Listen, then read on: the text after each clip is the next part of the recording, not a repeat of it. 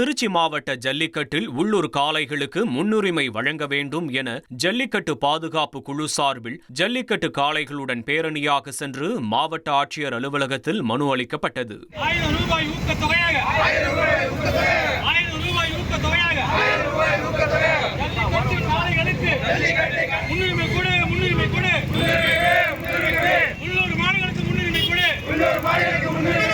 ஜல்லிக்கட்டுக்கு online token முறையை ரத்து செய்ய வேண்டும் எனவும் திமுக தேர்தல் அறிக்கையில் கூறியபடி காளை வளர்ப்போருக்கு மாதம் 1000 ரூபாய் தர வேண்டும் எனவும் கோரிக்கை வைத்துள்ளனர். திராவிட முன்னேற்ற கழக அரசு தங்களுடைய தேர்தல் வாக்குறுதி 373 இந்த பாரம்பரிய ஜல்லிக்கட்டு விளையாட்டுக்கு காளை வளர்ப்பவர்களுக்கு மாதந்தோறும் ஊக்கத்தொகையாக 1000 ரூபா கொடுக்கணும்னு சொன்னாங்க. ஆனால் இதுவரை எந்த நடவடிக்கையும் இல்லை.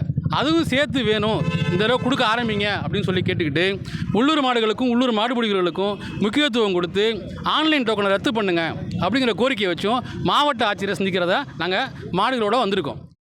1,25,00,000 மனங்களை வென்ற தந்தி டிவி யூடியூப் சேனல். தவிர்க்க முடியாத தம்ப்நெயில்ஸ், கலக்கலான கான்டென்ட்ஸ். நீங்களும் இந்த குடும்பத்தில் இணைய இப்பவே சப்ஸ்கிரைப் பண்ணுங்க. அசுரபலம் கொண்ட எங்கள் டிஜிட்டல் கரங்களில் உங்கள் விளம்பரங்களை சேர்க்க வாட்ஸ்அப் பண்ணுங்க.